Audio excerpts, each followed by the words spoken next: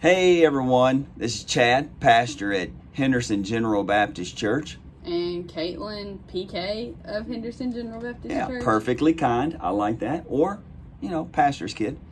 Got a couple of, I think, good things that we want to talk about that's going on with her right now. I've got a verse that's been on my mind. I was doing some wall sits and stuff, and she was in therapy. So here's what I want you to do, Katelyn. I want you to start us off by telling us a couple of the things you're doing in therapy. So with occupational therapy, a big thing that they do is FES, and I think that's functional.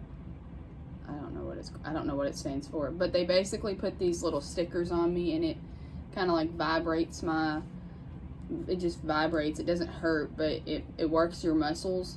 And it's on there right now. They've left it on between OT and PT. She's got a moment before PT starts. So yeah, and then also working on things just like this.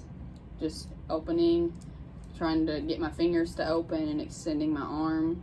So simple things like that. Obviously with your left hand. Yeah, obviously with the left hand. Yes. And then for physical therapy, we also do the vibration on the muscles, the FES, and then we also work on things just like walking, standing and sitting, getting on hands and knees and putting weight on my left side, being able to handle weight on my left side. So yeah, learning how to walk again, right? And not let my foot drag, and actually picking up my leg and taking a step right and going up and down stairs. Is any of your therapy painful? Or is it just hard because you know that you can't do it yet? That mostly. It makes me sore because I'm working hard. But, yeah. And then I get to do music therapy, so I'm learning how to play the ukulele and use my foot since I can't use my left hand yet, or hopefully I'll get there. And then I get to do recreational therapy, which is just recreational. It's just fun stuff. Yeah, normal, everyday stuff just to have some fun. In our life, oftentimes, I was talking to Katelyn earlier, and whenever I was very, very young, I learned how to walk. My brother broke my leg, and then I had to learn how to walk again, and then my brother broke my leg again, and I had to cast up to here. I had to learn how to walk a third time. And as a kid, you don't really think about it, but here she is at the age of 16, just looking at in a wheelchair, even at this point right now. And oftentimes what we do in life is we become dissatisfied with what we don't have. And oftentimes that becomes what we think about so much, what we don't have, what we can't do, what we can't see, what we can't feel, all these things. I think back to when Mitchell was born, and when he was first born, and I heard those words, Down syndrome, I immediately went to what he would not be, what I would not have, what I was going to go through, all these things about me, and it was what I didn't. And after some years, I look at it and I realize, wow, what I do have. I have an awesome son who loves God, who loves he loves his younger sister. He's on his way up now to come see her just for a moment. But it's the things that we do have. So oftentimes we're not satisfied, and she's not satisfied with where she is.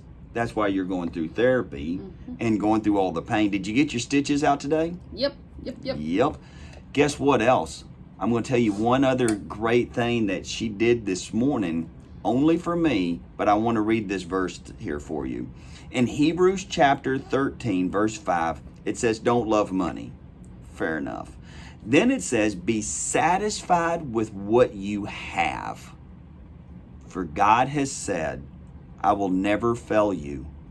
I will never abandon you. So in and amongst it, I could have all the money in the world. It's not going to change her situation. She's getting the best therapy and the best treatments right here, right now, at this very moment. Money does not equal happiness. No. It does not. No. There is plenty of people out there with money that are happy, but that doesn't It's not the reason. That is not the reason. No. What we know is that my relationship with my daughter is what's most important. And being satisfied knowing that God is with us, He loves us, and He is walking through this valley with us. And if that's not enough to make you satisfied, then I don't know what it is. Yeah. So it's the small opportunities of things. Look at yourself, look in the moments of what we complain about, and just ask, is this really something worthy of complaining about? She continues on with kindness with KK for all those who have been doing it, putting it on the walls of the school there in Webster County, doing all these things. There's a lot of things to fear in life. And yes, there's a lot of news going around. But the Bible also says in verse 6, so we can say with confidence, go ahead. The Lord is my helper, so I will not fear. Yeah, God is with us.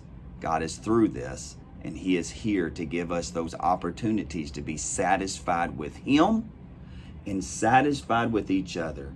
And we don't know if she's ever going to be able to move her hands fully in her arms, but tell them what happened this morning with your foot. I was able to move my toes just a little bit, but we got some movement. One time, a little movement. And it's funny because that seems like you moved your toes, but I haven't been able to, and so that's a big deal. Yeah. And it's being satisfied with something so simple that seems like it shouldn't be a big deal, and I'm able to walk with just a cane now, and that normally would seem like oh, you're walking with a cane, oh, that sucks. But that's awesome for me because before I had to have a whole walker. Oh. And so. I mean, this is day 14 post-surgery, and day 1, day 2 post-surgery. It was taking 3 of us just to get you up. Mm-hmm. So now you're walking with the cane. I'm going to tell you, as a dad, it's difficult to know that my daughter is going through this. I wish I could take it away from her. But through it all, my relationship with my daughter has not changed. It is unwavering, and she's one awesome kid that I'm very proud of. So I want you to make the decision in your life. Are you truly complaining about things that are worthy of complaining about? Or is it just something you should be satisfied with what you have and stop thinking about what you don't have? So in this moment, we're satisfied with each other, but we're more satisfied with God. So continue to look for the whispers of God, like the small things, like me moving my toe, or playing the ukulele with my music therapist. Just the small things that He gives us. Yep, absolutely. So Psalm 16:8, she continues to push that, and she continues to push kindness with KK. I think that it's important to know that it goes beyond us. Go be kind to somebody. Go conquer your day. And know that you are not by yourself. The Lord will never leave you. He will never forsake you. He will never abandon you. Be satisfied with walking with Him every day. And make sure you give your kids a hug. If you have kids, if you have a spouse, give her a hug today. Give him a hug today. Go love on people and know that God is with you.